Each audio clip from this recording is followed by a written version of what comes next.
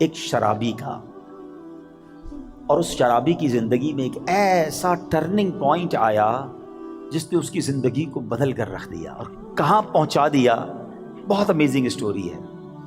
ماجرا یہ تھا کہ وہ شرابی شراب کے نشے میں دھت کہیں جا رہا تھا. راستے میں ایک کاغذ پر نظر پڑی.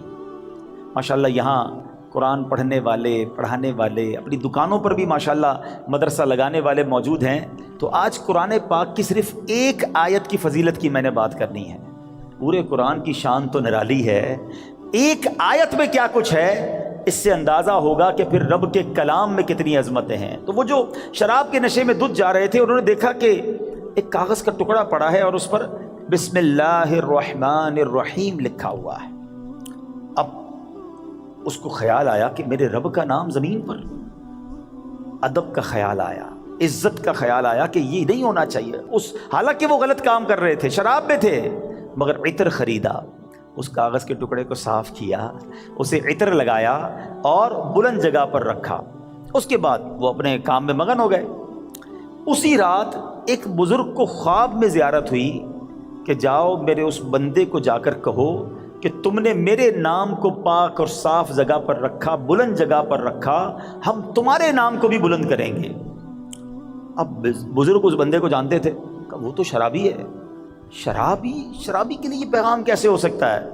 تو کہتے لگتا ہے خواب میں کوئی غلط فہمی ہوئی، دوبارہ سو گئے. دوبارہ سوئے تو پھر دوسری بار یہی پیغام. پھر سوچا نہیں، اس بندے کے لیے پیغام نہیں ہو سکتا. تیسری بار خواب میں یہی پیغام دیا گیا. اب وہ بزرگ تلاش کرنے نکلے کہ وہ کدھر ہے شراب پینے والا. ڈھونڈتے ڈھونڈتے جب پتہ چلا تو پتہ چلا اس وقت بھی وہ شراب کی محفل میں ہی بیٹھے ہوئے تھے. آواز دی کہ باہر آئیے. وہ تو شراب کے نشے میں مست. تو کسی کو بھیجا کہ جاؤ کہو تمہارے لیے پیغام آیا ہے. کہ میرے لیے کون پیغام لایا ہے؟ بہرحال پوچھا، پوچھو کس کا پیغام لائے ہو؟ جو بزرگ شراب خانے کے باہر کھڑے تھے نا، کہ اندر جا کر اسے بتا دو اللہ کا پیغام لایا.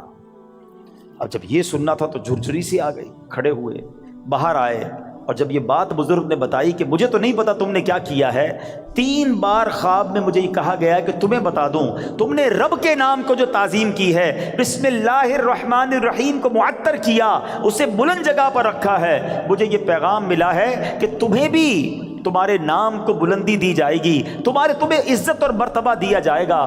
جب یہ سنا کہ میں شراب کے نشے میں دھت اور میرا رب مجھ پہ اتنا مہربان، اس بندے نے توبہ کی، اللہ سے معافی مانگی اور عبادتوں میں لگ گئے. اے میرے پیارے اسلامی بھائیوں، یہ انقلاب جو شراب کے نشے میں دھت شخصیت کو اللہ کا ولی بنا گیا، یہ کون تھے؟ یہ کوئی اور نہیں، حضرت بشر حافی رحمۃ اللہ تعالی علیہ تھے. یہ زمانے کے ولی بنے. حافی کہتے ہیں ننگے پیر رہنے والے کو. آپ معرفت الہی اور اللہ کی یاد میں اتنے گم رہنے لگے کہ آپ چپل ہی نہیں پہنتے تھے. اور کتابوں میں لکھا کہ جب تک حضرت بشر حافی اس شہر میں رہے، کوئی بھی چوپایا جو ہے نا راستے میں گندگی نہیں کرتا تھا، اس ادب کے ساتھ کہ کہیں بشر حافی کے پیر گندے نہ ہو جائیں. اور کتابوں میں آتا ہے کہ ایک بار کسی نے دیکھا کہ چوپائے نے گندگی کر دی ہے، تو اس کے مالک نے سمجھ لیا کہ ہو نہ ہو بشر حافی کا انتقال ہو گیا ہے. اور جب معلوم کیا گیا تو ایسا ہی تھا کہ جب وہ زمانے سے، وہ دنیا سے چلے گئے، پھر چوپایوں نے راستے کے اندر گندگی کرنا شروع کی. یعنی جو اللہ کا ادب کرتا ہے، اللہ کے نام کی تعظیم کرتا ہے، اللہ کی مخلوق جو ہے وہ اس کی تعظیم کرنے لگ جاتی ہے. سبحان اللہ.